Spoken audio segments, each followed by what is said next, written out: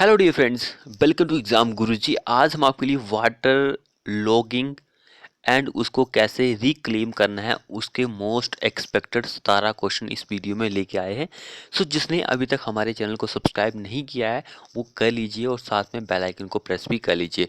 तो अगर आपको किसी टॉपिक के ऊपर वीडियो चाहिए तो आप कमेंट बॉक्स में कमेंट कर सकते हैं, मैं उस पर्टिकुलर टॉपिक के ऊपर वीडियो बना दूंगा। तो देखिए, सबसे पहले हमारे पास यहाँ पे क्वेश्चन पूछा गया है कि what is the pH value of waterlogged field if the topsoil has become alkaline and waterlogged। सबसे पहले आपको waterlogged जो होता है इसके बारे में पता होना चाहिए कि ये है क्या। वाटर लॉगिंग को हम ऐसे डिफाइन कर सकते हैं कि भाई जो वाटर टेबल होता है, पानी जो होता है इंक्रीज होता है, जिससे क्या होती है हमारी जो लैंड होता है, खेत होते हैं, उसकी प्रोडक्टिविटी जो होती है वो डिक्रीज हो जाती है। उसको आप वाटर लॉगिंग से डिफाइन कर सकते हैं। तो इससे ये होगा कि हमारा जो सोइल होता है वो बहुत ही सोल्टिनिटी हो जाता है, तो इससे फसल वगैरह ज़्यादा नहीं होती है। तो यहाँ पर पीएच वैल्यू जो होती है उससे जो होता है लैंड को क्लासिफाइड किया गया है कि भाई अगर पीएच वैल्यू 7 होगी, 8 होगी, 11 होगी तो क्या क्या होगा। तो इस यहाँ से ही क्वेश्चन पूछा गया है। तो देखिए, सबसे पहले मैं आपको बता दूं भाई, हमारी जो खेत होता है वो भाई उपजाऊ होगा, तो उसके लिए पीएच वैल्यू जो होती है 7 से 8.5 होती है, यानी कि ये नॉर्मल आपको फसल देगा, नॉर्मल यील्ड देगा 7 से 8.5। अगर 8 से लेकर 9 है हमारा पीएच जो है वैल्यू जो है सॉइल की, तो वहाँ पर ऐसा होता है कि जो उपज जो होती है हमारे खेत की वो कम होती जाती है। अगर पीएच वैल्यू जो है 11 के आसपास है तो हमारा सोइल जो होता है वो बंजर हो जाता है। यहाँ पर बंजर के बारे में ही पूछा गया है कि भाई अल्केलाइन बन चुका है या फिर इनफर्टाइल बन चुका है। इनफर्टाइल जो होता है उसको हम बंजर बोलते हैं। तो ऑप्शन 4 हमारा इस क्वेश्चन में आंसर हो जाएगा। तो आपको ये याद रखना है कि भाई अल्केलाइन पूछा गया है तो इट मीन्स कि हमारी जो सोइल है, मिट्टी है, खेत है, वो बंजर हो चुका है, इनफर्टाइल हो चुका है। तो ऑप्शन यही हमारा करेक्ट आंसर हो जाएगा। बाकी मैंने आपको बता दिया अभी 8 से 9 जो होता है तब पीएच वैल्यू जो 8 से 9 है तो हमारा जो सोइल होती है उसकी उपजाऊ क्षमता जो होती है वो धीरे धीरे कम हो जाती है। तो ये भी आप याद रखिए, 7 से 8 जो होती है नॉर्मल होती है, यहाँ पर हमारा जो फसल है वो होने के चांसेस होते हैं, होती है, नॉर्मल यील्ड है ये। तो अगला हम क्वेश्चन यहाँ पे देखते हैं, which one is the best method for reclamation of the acidic soil. देखिए, हमारी जो मिट्टी है वो भाई एसिडिक हो चुकी है, अब हमें उसे क्या करना है, रिक्लेम करना है, सुधारना है। तो बेस्ट मेथड कौन सा होगा। देखिए, ये क्वेश्चन जो है बहुत बार एग्जाम में पूछा गया है तो आपको इसके बारे में पता होना जरूरी है। अब कई स्टूडेंट ऐसे होते हैं जो कंफ्यूज हो जाते हैं, एसिडिक और एक अल्केलाइन होता है, अल्केलाइन सॉइल। ये एसिडिक सॉइल के बारे में पूछा गया है, एक अल्केलाइन सॉइल भी होता है। दोनों के बारे में आपको पता होना चाहिए कि भाई आप क्या क्या यूज कर सकते हैं। एक में आप जिप्सम यूज करते हैं सॉइल अमेंडमेंट के रूप में, एक में लाइमस्टोन जो होता है उसको आप यूज करते हैं। तो किस में लाइमस्टोन करते हैं, किस में जिप्सम करते हैं, दोनों के बारे में आपको अब पता होना जरूरी है। अगर हम एसिडिक सॉइल की बात करें तो उसके लिए लाइमस्टोन जो होता है उसको हम सॉइल अमेंडमेंट के रूप में यूज करते हैं। लेकिन इन केस अगर आपके अल्केलाइन के बारे में आपसे पूछा जाए तो आप जिप्सम जो होता है उसको आप यूज करते हैं। ऑप्शन इस क्वेश्चन में हमारा आंसर 4 आंसर हो जाएगा।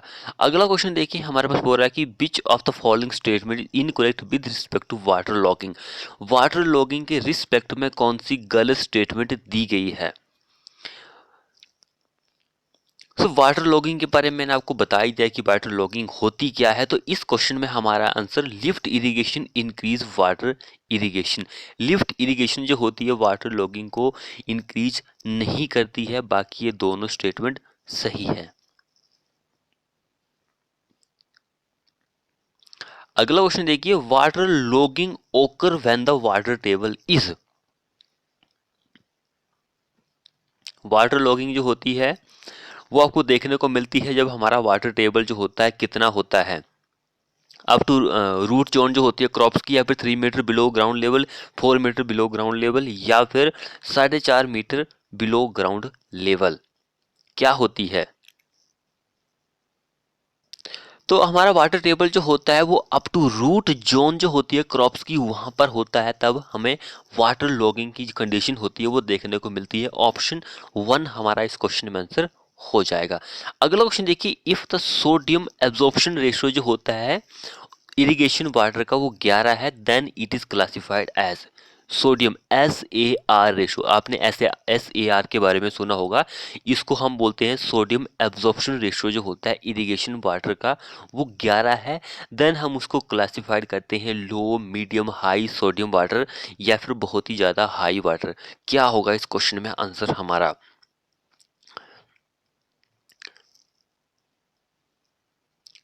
देखिए SR की अगर हम बात करें, सोडियम एब्जॉर्प्शन रेशियो जो होता है लो सोडियम वाटर के लिए 0 से 10 के बीच में इसकी वैल्यू होती है SR की। मीडियम सॉइल वाटर के लिए SRA वैल्यू जो होती है वो 10 से 18 होती है। हाई की अगर हम बात करें तो इसके लिए 18 से 26 होती है। वेरी हाई सोडियम वाटर जो होता है इसके लिए 26 से ज़्यादा SR वैल्यू होती है। ये सारी क्या है? SAR वैल्यू है। तो 11 है, तो हम क्या बोल सकते हैं उसको? मीडियम सोडियम वाटर बोलेंगे। ऑप्शन सेकंड हमारा इस क्वेश्चन में आंसर हो जाएगा। अगला क्वेश्चन देखिए, due to water logging of an area. Water logging होती है तो एरिया जो होता है उसके साथ क्या होगा? अगर आपके पास सोइल है, मिट्टी, आपका कोई लैंड है, वो वहाँ पर आपको 24 घंटे पानी ही पानी देखने को मिलता है 24 घंटे, तो क्या होगा उस एरिया के साथ? तो उस एरिया के साथ ये होता है कि भाई उसका टेम्परेचर जो होता है वो डिक्रीज होता है, कम होता है। ये चीज़ इंपॉर्टेंट है। इसके साथ मैं आपको कुछ पॉइंट्स भी बताऊंगा कि भाई कौन से, आप हमारी कम्युनिटी सेक्शन जो है यूट्यूब चैनल की उस पर जा सकते हैं, वहाँ पर कुछ पॉइंट्स मैं आपको प्रोवाइड करता रहता हूँ, तो वो पॉइंट्स आप देख सकते हैं, वो भी इंपॉर्टेंट होते हैं। सो नेक्स्ट वन क्वेश्चन बोल रहा है, एक given piece of land is said to be water logged when. जो हमारे पास एक लैंड है उसको हम बोल सकते हैं वाटर लॉगिंग जब क्या होगा? तो उसमें आपको पता है कि भाई रूट जोन जो होती है प्लांट की, वही इस क्वेश्चन में हमारा आंसर हो जाएगा। अगला क्वेश्चन देखिए, presence of dash in water. इन चारों में से क्या पानी में उपस्थित होता है जो क्या करता है, क्या बढ़ाता है? प्रोसेस ऑफ लीचिंग को इनहेंस करता है, बढ़ाता है, इंक्रीज करता है अगर वो पानी में उपस्थित होगी। नाइट्रोजन, कार्बन डाइऑक्साइड, सल्फर या फिर सल्फर डाइऑक्साइड क्या उपस्थित होती है जो कि जो प्रोसेस होती है लीचिंग की उसको इंक्रीज कर देता है? वो कौन सी गैस होती है? आपको ये लीचिंग जो प्रोसेस है इसके बारे में पता होना ज़रूरी है। लीचिंग एक प्रोसेस है जिसमें हम क्या रिमूव करते हैं, ये आपको पता होना चाहिए। अल्केलाइन सॉइल जो होता है, सॉल्ट जो होता है सॉरी, उसको रिमूव करता है ये लीचिंग प्रोसेस जो होती है। अगर आपकी पानी में CO2 यानी कि कार्बन डाइऑक्साइड होती है तो ये प्रोसेस जो होती है इस प्रोसेस में ज़्यादा आपको इंक्रीजमेंट देखने को मिलती है, इनकी जल्दी जल्दी ये प्रोसेस होती है। ऑप्शन सेकंड हमारा इस क्वेश्चन में आंसर हो जाएगा। ये पॉइंट आप याद रखिए, लीचिंग प्रोसेस हम क्यों करते हैं, ये इंपॉर्टेंट एग्जाम के पॉइंट ऑफ व्यू से। नेक्स्ट वन, ये एक न्यूमेरिकल पूछा गया है। न्यूमेरिकल बहुत ही अच्छा है भाई। देखिए न्यूमेरिकल बोल रहा है कि एक tile drainage system draining 12 hectare flow at design capacity for 2 days के लिए flowing a storm. If the system is designed using a drainage coefficient 1.25 centimeter, how much of water will be removed during this period? Water जो होता है कितना remove किया जाता है उस पीरियड में। तो हमें क्या फाइंड आउट करना है? वॉल्यूम जो होती है जो कि वाटर रिमूव किया जाता है उस एरिया में, ये हमें फाइंड आउट करना है। तो वो बराबर होता है हमारे पास ड्रेनेज कॉफिशेंट क्या है, ड्रेनेज कॉफिशेंट क्या है, इनटू एरिया कितना है हमारे पास, इनटू टाइम कितना लग रहा है। इन तीनों को हम मल्टीप्लाई कर देंगे, हमारे पास जो ये रिमूवल है वॉल्यूम, इसकी वॉल्यूम आ जाएगी, वाटर रिमूवल की वॉल्यूम जो वो आ जाएगी। तो हम सभी को मल्टीप्लाई कर देते हैं। हमारे पास सबसे पहले क्या आ रहा है, ये सारी चीज़ें आपको पता होना जरूरी है। तो देखिए कॉफिशिएंट ऑफ ड्रेनेज कॉफिशिएंट कितना दिया गया है? 1.25 सेंटीमीटर दिया गया। अब ये सेंटीमीटर में है, हमारा आंसर जो है क्यूबिक मीटर में दिया गया है, तो हमें इसको मीटर में कन्वर्ट करना है। तो डिवाइड बाय हम 100 कर देंगे, क्योंकि आपको पता है कि 1 मीटर जो होता है उसमें 100 सेंटीमीटर होते हैं। इनटू हमारे पास सेकंड नंबर पर क्या दिया गया, 12 हेक्टेयर दिया गया है। तो ये हेक्टेयर में दिया गया है, तो आपको ये मीटर में कन्वर्ट करना है, मीटर स्क्वायर में कन्वर्ट करना है। तो 1 हेक्टेयर जो होता है वो कितने के बराबर होता है, 10,000 स्क्वायर मीटर के बराबर होता है। तो 12 है, तो 12 इंटू 10,000 हम करेंगे तो हमारे पास कितना आएगा, 12 एंड 4 जीरो, ये हमारे पास हेक्टेयर में आ गया। अब इनटू टाइम कितना दे रहा है, 2 दिन का है, कैपेसिटी 2। तो ये हम सारा मल्टीप्लाई करने के बाद हमारे पास आंसर 3,000 क्यूबिक मीटर आंसर आ जाएगा। थर्ड क्वेश्चन आंसर बिल्कुल सही आंसर हो जाएगा। जिसने भाई चैनल को सब्सक्राइब नहीं किया वो कर लीजिए।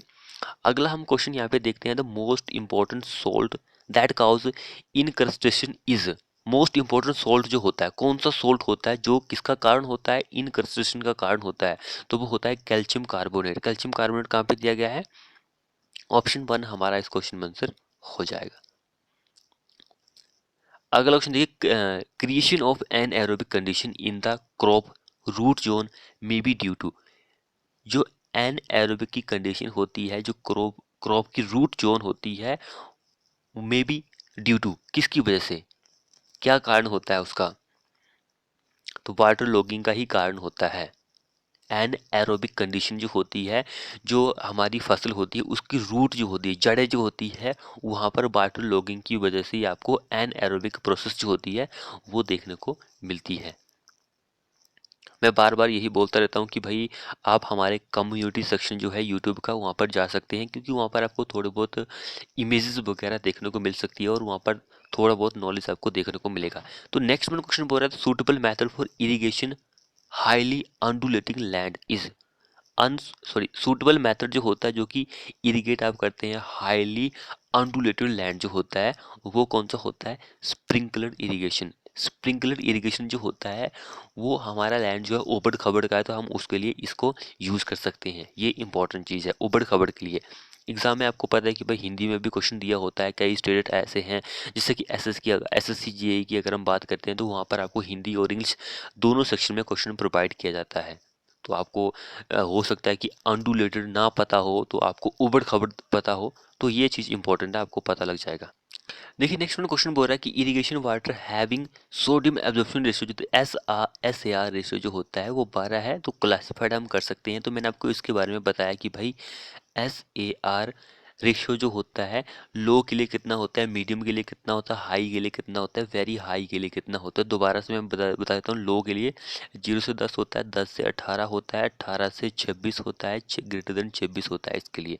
तो 12 किसके बीच में आ रहा है, मीडियम में आ रहा है। ऑप्शन सेकंड हमारा इस क्वेश्चन में आंसर बन जाएगा।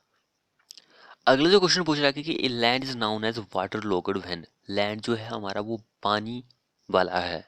तो हम, तो ये क्वेश्चन देखिए, रूट जोन, इसको ही आप याद रखिए, रूट जोन जो है यहाँ से आपको इसके बारे में पता होना जरूरी है।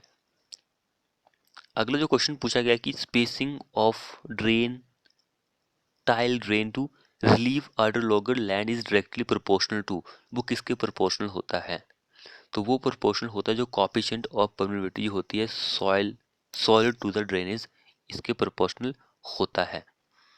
अगला जो क्वेश्चन है, this land is said to be water logged when. ये क्वेश्चन बार बार रिपीट हो रहा है, तो यहाँ पर जो ऑप्शन है हमारे थोड़े अलग अलग दिए गए हैं, तो ये हमारा आंसर हो जाएगा। अगला देखिए, which one of the following is not main cause of soil salinity and sodicity, not causes of, main causes of.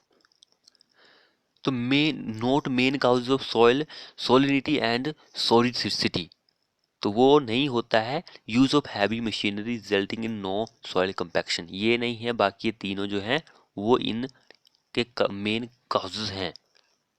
तो फ्रेंड्स ये थे हमारे मोस्ट 17 क्वेश्चन। आपको हमारी वीडियो कैसी लगी, वीडियो को अपने दोस्तों के साथ शेयर करें। चैनल को सब्सक्राइब नहीं किया है तो कर लीजिए और साथ में बेल आइकन को प्रेस भी कर लीजिए। मिलते हैं ऐसी ही नेक्स्ट वीडियो में।